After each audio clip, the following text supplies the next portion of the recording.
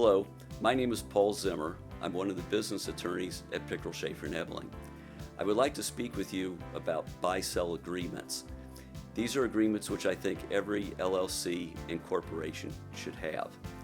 A buy-sell agreement is designed to keep the ownership of a company with those who are active in the business.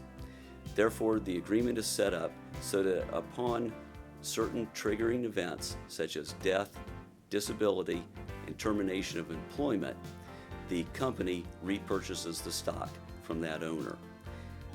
First thing we have to look at is how do we come up with a value for the company. We advise our clients to meet with their CPA and come up with a value that everyone is in agreement upon. We also advise that that value be altered annually.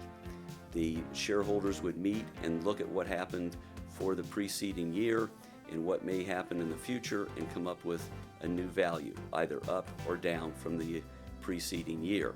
This is important because certain changes may occur, such as possibly two customers might drop out and say they're no longer going to do business with the company.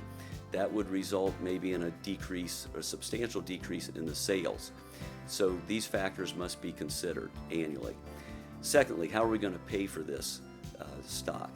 If it's a death as a triggering event, the company can insure against that by purchasing life insurance on the lives of the owners. But if the triggering event is disability or termination of employment, there would be no such insurance. So we would have to have a promissory note payable over a period of time that the officers of the company would be comfortable with, so that the debt can be paid and the company can stay in business. There would be interest on this obligation, which cannot be less than the applicable federal rate set by the IRS. The other thing to be considered is, will there be any security for the note? Typically, looking at assets of the company is not sufficient because the bank already has those assets secured. Personal guarantees of the other shareholders may be a good possibility. The final thing we try to do in a buy-sell agreement is completely restrict the transfer of the stock to an outside third party.